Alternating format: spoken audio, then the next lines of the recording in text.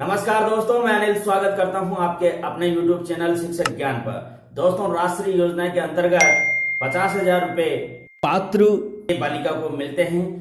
इस योजना की तृतीय किस्त आजकल भरी जा रही है और इसको भरने का काम करने वाले हैं स्कूल के राष्ट्रीय प्रभारी।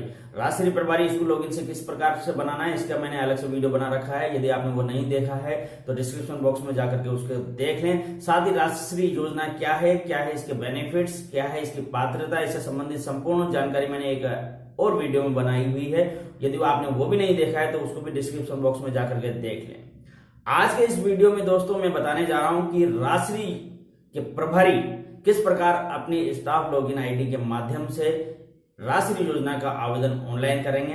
साथ ही मैं यह भी बताने जा रहा हूं अंत में कि जब आप राष्ट्रीय योजना के अंतर्गत एप्लीकेशन ऑनलाइन कर देंगे, पूरा फॉर्म भर देंगे, तो उसके बाद में पीओ स्तर से क्या कार्रवाई होनी है, यह सभी प्रोसेस में इस वीडियो में बताने जा रहा हूं। तो दोस्तों, वीडियो में अंत तक बने रहें। चलते हैं मोबाइल की ओर। राष्ट्रीय योजना का फॉर्म भरने के लिए दोस्तों आपको आना है गूगल क्रोम ब्राउजर पर, उस पर सर्च करना है शाला दर्पण। जैसे ही आप शाला दर्पण सर्च करेंगे तो शाला दर्पण की यह वेबसाइट यहाँ पर आपको नज़र आ जाएगी, rajshaladharpan.nic.in। आपको इसे करना है ओपन।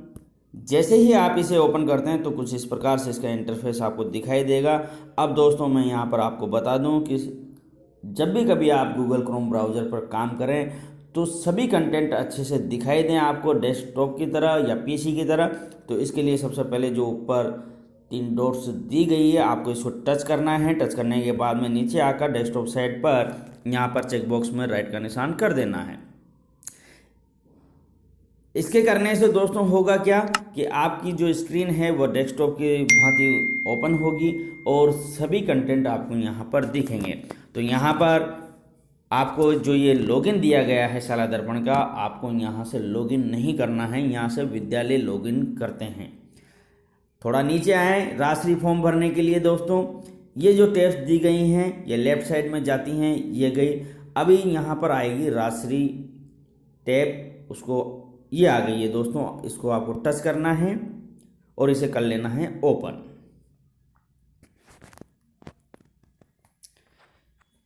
ये यहाँ पर दोस्तों राष्ट्रीय एप्लीकेशन ओपन हो चुकी है। अब जो ये यहाँ पर लॉगिन राष्ट्रीय इंचार्ज दिया गया है, यहाँ पर आपको स्कूल कोड डालना है। स्कूल कोड वही डालना है जो स्कूल लॉगिन करते समय दोस्तों आप अपनी आईडी के रूप में लिखते हैं। यहाँ पर स्टाफ आईडी लिखना है। स्टाफ आईडी कौन से स्टाफ की? विद्यालय लॉगिन से आपने जो राष्ट्रीय योजना का प्रभारी बनाया है या इंचार्ज बनाया है, उस इंचार्ज के जो स्टाफ आईडी और पासवर्ड हैं उसके ज़रिए आपको यहाँ पर लॉगिन करना है। शाला दर्पण की स्कूल लॉगिन से किस प्रकार राष्ट्रीय इंचार्ज बनाते हैं वो भी मैं आपको बता देता हूँ 1 मिनट में। राष्ट्रीय योजना का प्रभारी बनाने के लिए दोस्तों आपको आ जाना है स्कूल लॉगिन पर। स्कूल लॉगिन पर आने के बाद में आपको जो यहाँ पर स्टाफ या कार्मिक देखने को मिलेगा तो आपको उसे टच करना है टच। जैसे ही आप उसे टच करते हैं तो यहाँ पर कई सारी टैब्स ओपन होते हैं। इसमें एक नई टैब्स जुड़ी है वर्क इंचार्ज मैपिंग, तो इसको आपको टच करना है। टच करते ही दोस्तों सेलेक्ट रोल आएगा। सेलेक्ट रोल में आप राष्ट्रीय इंचार्ज को ले लें। उसके बाद में सेलेक्ट इंचार्ज पर जैसे ही आप टच करेंगे तो विद्यालय में जितने भी आपके स्टाफ मेंबर्स हैं उन सबके नाम आ जाएंगे। जिसको आप प्रभारी बनाना चाहते हैं उसको ऐड करें। ऐड करते ही दोस्तों शाला प्रभारी आपके ऐड हो जाएंगे और नीचे उसके नाम आ जाएगा। यहाँ पर दोस्तों आप जिस भी शाला के अध्यापक को राष्ट्रीय योजना का प्रभारी बनाते हैं उसका स्टाफ लॉगिन आईडी पर रजिस्ट्रेशन होना जरूरी है। उसके पास स्टाफ लॉगिन आईडी और पासवर्ड होने बहुत ज़रूरी हैं। तो दोस्तों इस प्रकार से राष्ट्रीय इंचार्ज अपने यहाँ पर लॉगिन आईडी और पासवर्ड दर्ज करेगा। उसके बाद में यहाँ जो लॉगिन दिया गया है उसको टच करके आपको राष्ट्रीय ऐप पर लॉगिन करना है। जैसे ही राष्ट्रीय इंचार्ज राष्ट्रीय ऐप पर लॉगिन करेंगे तो कुछ इस प्रकार से आपको इंटरफेस दिखाई देगा दोस्तों। यहाँ पर टोटल एलिजिबल गर्ल्स आपको दिखाई देंगी, टोटल एप्लीकेशन फील्ड दिखाई देंगी, टोटल एप्लीकेशन पेंडिंग दिखाई देंगी, total application locked by school, total application locked by PO, total application rejected by PO. ये सारी प्रक्रियाएं हैं दोस्तों इस राष्ट्रीय योजना के अंतर्गत फॉर्म को भरने की। तो अभी यहाँ पर कोई प्रक्रिया हमने नहीं की है। अब मैं आपको यहाँ पर एक चीज़ ध्यान दिलाना चाहता हूँ दोस्तों, ये जो टोटल एलिजिबल गर्ल्स हैं जो हमारे केस में यहाँ पर 2 आ रही हैं, हो सकता है आपके केस में 0 आए, तो आप इसके लिए क्या करें, आपको जाना है शाला दर्पण के स्कूल लॉगिन से और वहाँ पर प्रपत्र 9 को आपको सही करना है। उसको कैसे सही करते हैं मैं आपको बता देता हूँ। प्रपत्र 9 भरने के लिए दोस्तों आपको स्कूल लॉगिन पर लॉगिन करना है। उसके बाद में आपको आ जाना है विद्यार्थी या स्टूडेंट की जो टैब है वहाँ पर आपको आना है। जैसे ही आप इसको टच करते हैं तो कुछ इस प्रकार से ये सभी विकल्प ओपन हो जाते हैं। तो यहाँ पर विद्यार्थी विवरण प्रविष्टि प्रपत्र 9 दिया हुआ है, आपको इसको टच करना है। जैसे ही आप इसको टच करते हैं तो आपको सेशन डालना है, 2021-22 डाल लें, क्लास डाल लें, क्योंकि राष्ट्रीय योजना में कक्षा 1 की बालिकाएं ही तृतीय किस्त के लिए फॉर्म भरने वाली हैं, तो आपको क्लास 1 भरना है। इसके बाद में यहाँ पर सेक्शन डाल देना है, गो करना है। कक्षा 1 की जितनी भी बालिकाएं हैं सब ओपन होकर के यहाँ पर आ जाएंगी। तो दोस्तों देखें, इन बालिकाओं के सामने ये क्रॉस दिए गए हैं। तो आपको जितने भी बालक हैं उन सबका प्रपत्र 9 कंप्लीट कर लेना है। प्रपत्र 9 कंप्लीट करने के लिए अंत में जो यह रजिस्टर दिया गया है इसको आपको टच करना है और इसमें जो भी जानकारी मांगी जाती है वो सारी जानकारियां आपको कंप्लीट कर लेनी है। कंप्लीट करने के बाद में राइट का निशान आ जाएगा। दोस्तों मैंने अभी हाल फिलहाल जिन बालिकाओं का मुझे राष्ट्रीय योजना में फॉर्म भरना है उनका कंप्लीट कर लिया है, तो ये राइट का निशान आ गया है। जो अंतिम जो टैब है एडिशनल इन्फॉर्मेशन की दोस्तों, ये मैंने भर दी थी, उसके बावजूद भी शाला दर्पण पर स्वतः ही ये नहीं हो रहा है, पर कोई बात नहीं है। ये 5 जो पेज हैं इनको आप कंप्लीट कर लेंगे, उससे भी आपकी योग्य छात्रा का स्वतः ही नाम राष्ट्रीय पोर्टल पर चला जाएगा। इसलिए दोस्तों प्रपत्र 9 को आप कंप्लीट अवश्य कर लें। सभी पेजेस पर राइट का मार्क हो जाना चाहिए ग्रीन कलर से। जैसे ही आप शाला दर्पण पर प्रपत्र 9 विद्यार्थियों का ठीक कर देंगे तो टोटल एलिजिबल गर्ल्स जितनी भी होंगी वो यहाँ पर आ जाएंगी। फॉर्म भरने के लिए आपको यहाँ पर कोई ऐसा विकल्प दिखाई नहीं देगा, तो दोस्तों आप इससे घबराएं नहीं, सीधे आए लेफ्ट साइड पर जो ये 3 लाइन्स दी गई हैं इसको आप टच करना है तो विकल्प आपको नज़र आएंगे। ये देखें दोस्तों, तो यहाँ पर डैशबोर्ड के बाद में स्टूडेंट फॉर्म लिखा हुआ है, आपको इसको टच करना है। जैसे ही आप इसे टच करते हैं तो कुछ इस प्रकार से आपको विंडो नज़र आएगी। यहाँ पर दोस्तों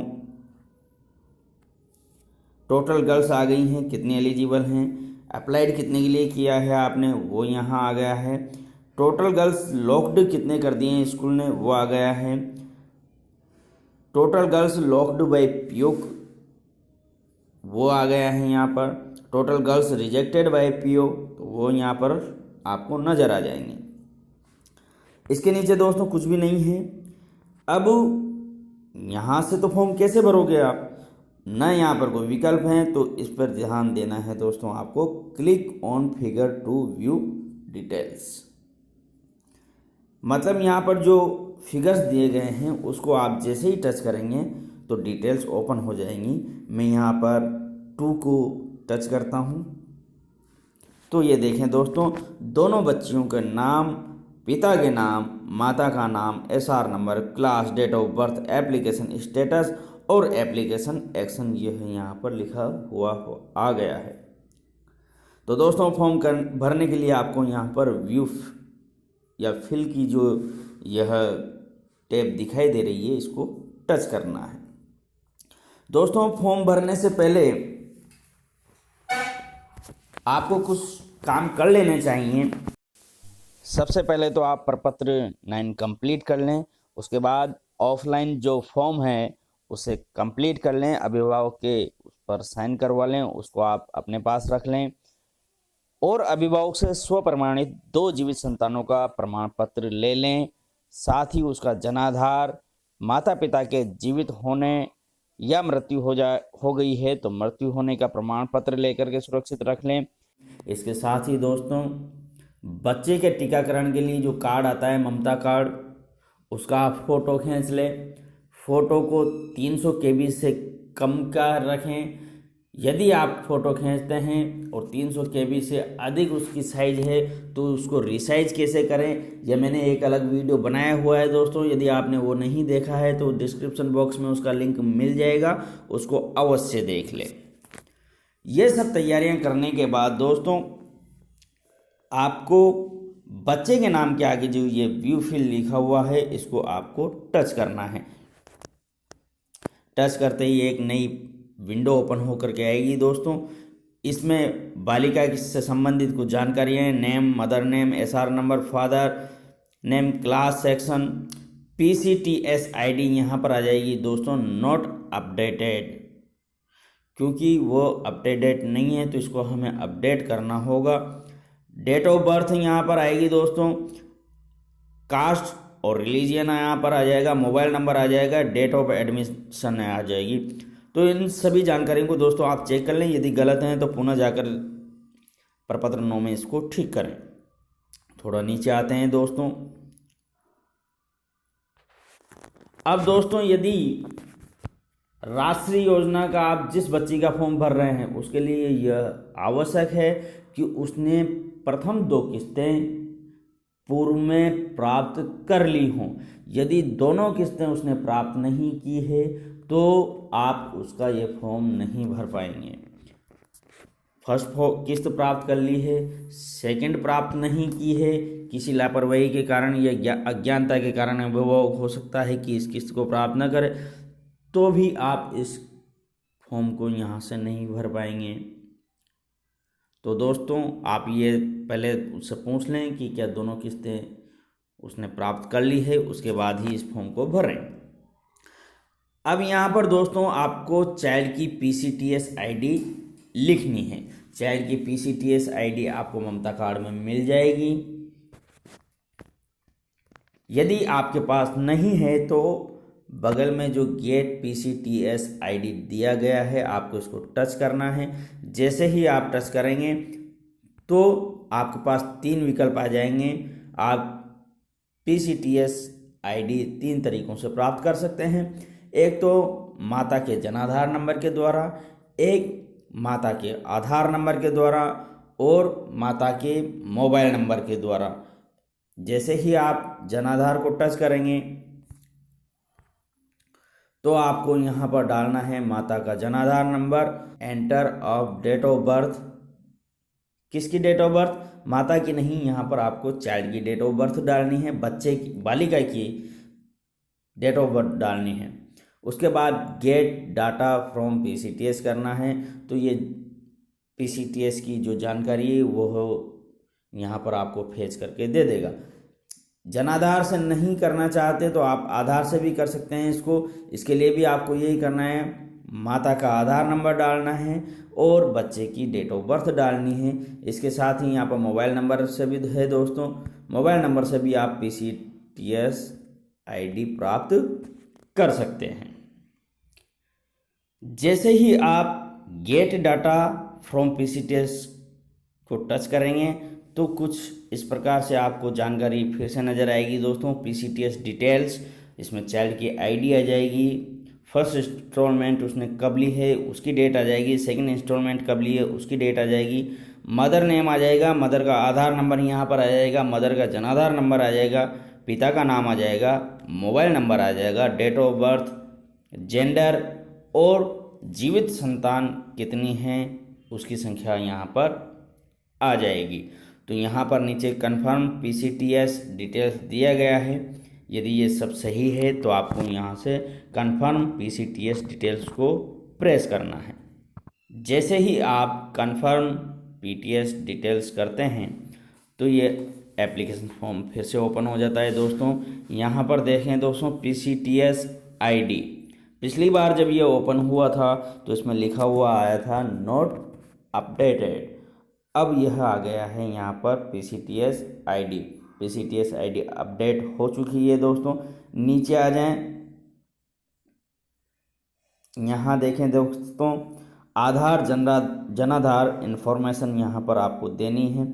यदि बालिका का आधार बना हुआ है तो आपको यस पर टच करना है और आधार नंबर यहाँ पर आपको इंदराज कर देने हैं।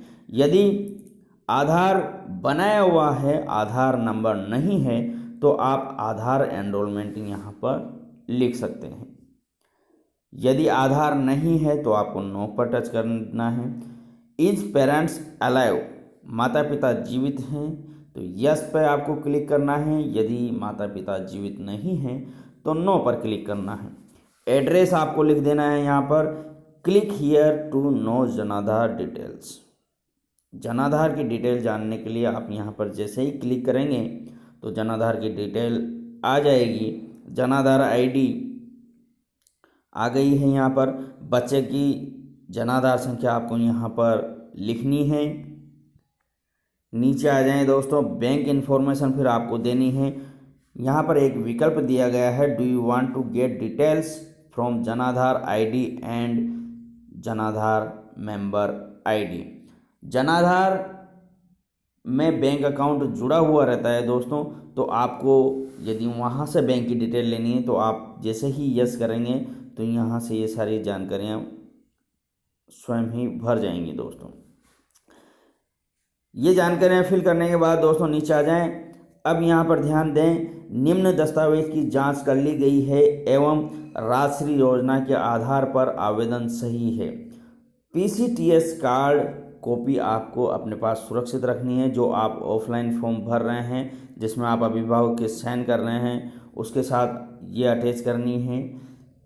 जीवित 2 बच्चों का स्व प्रमाणित प्रमाण पत्र आपको लेना है, उसको अटैच कर देना है फॉर्म के साथ। जनाधार की कॉपी आपको लेनी है। पेरेंट्स जीवित हैं या मृत हैं वैसा प्रमाण पत्र आपको लेना है और ये सब चीज़ें फॉर्म के साथ अटैच करके आपको अपने विद्यालय में रख लेनी है। अपलोड पीसीटीएस कार्ड कॉपी, यहाँ पर आपको पीसीटीएस कार्ड की कॉपी अपलोड करनी है जिसकी साइज़ 300 KB से अधिक नहीं होनी चाहिए। यदि आप फ़ोटो लेते हैं और उसकी साइज़ बड़ी होती है तो उसको किस प्रकार से आप छोटी करें, ये मैंने पूर्व में एक वीडियो बनाया हुआ है। यदि आपने वो वीडियो नहीं देखा है तो डिस्क्रिप्शन बॉक्स में आपको उसका लिंक मिल जाएगा, वहाँ से जाकर आप वह वीडियो देख लें। उसके बाद दोस्तों नीचे आ जाएं, यहाँ पर डिक्लेरेशन है। यहाँ पर जो ये चेक बॉक्स बनाया हुआ है यहाँ पर आपको क्लिक करना है तो यहाँ पर राइट का निशान आ जाएगा। उसके बाद सेव एप्लीकेशन को आपको प्रेस कर देना है तो आपकी एप्लीकेशन सेव हो जाएगी। एप्लीकेशन सेव करने के बाद दोस्तों जिन बालिकाओं की आपने एप्लीकेशन भरी है उनके नाम इस प्रकार से नीचे आ जाएंगे और उसके आगे एप्लीकेशन एक्शन आ जाएगा, व्यू फिल। आप पुनः यहाँ से देख सकते हैं आपने जो एप्लीकेशन भरी है। उसके बाद में लॉक का यहाँ पर टैब दिया गया है, आप यहाँ से उसको लॉक कर सकते हैं और यदि आपने गलत फॉर्म भर दिया है तो आप इसको यहाँ से डिलीट कर सकते हैं। इस प्रकार से दोस्तों बारी बारी से जितने भी पात्र बालिकाएं हैं आपके विद्यालय की, राष्ट्रीय योजना के प्रभारी को फॉर्म भर लेने हैं। सभी फॉर्म भरने के बाद सभी फॉर्म को यहाँ से लॉक कर लेना है। जब लॉक कर देंगे आप तो आपका काम यहाँ पर समाप्त हो गया है दोस्तों।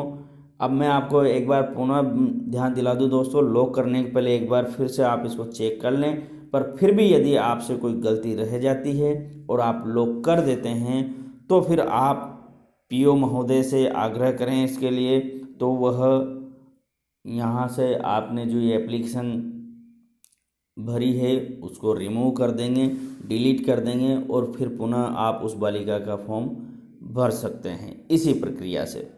इसके बाद दोस्तों पीए महोदय को किस प्रकार एप्लीकेशन पर काम करना है यह मैं बताता हूँ। विद्यालय के राष्ट्रीय प्रभारी के माध्यम से जब फॉर्म ऑनलाइन हो जाएंगे तो उसके बाद में पीओ का काम शुरू होता है दोस्तों। अब पीओ महोदय यहाँ से क्या करेंगे, पीओ महोदय अपने स्कूल लॉगिन आईडी से लॉगिन करेंगे शाला दर्पण पर। उसके बाद में जो योजनाएं या स्कीम दिया गया है उसको टच करेंगे तो राष्ट्रीय की टैब ओपन होगी। राष्ट्रीय की टैब को जैसे ही टच करेंगे तो गो टू राष्ट्रीय पोर्टल लिखा हुआ आ जाएगा दोस्तों। पीओ महोदय को इसको टच करना है।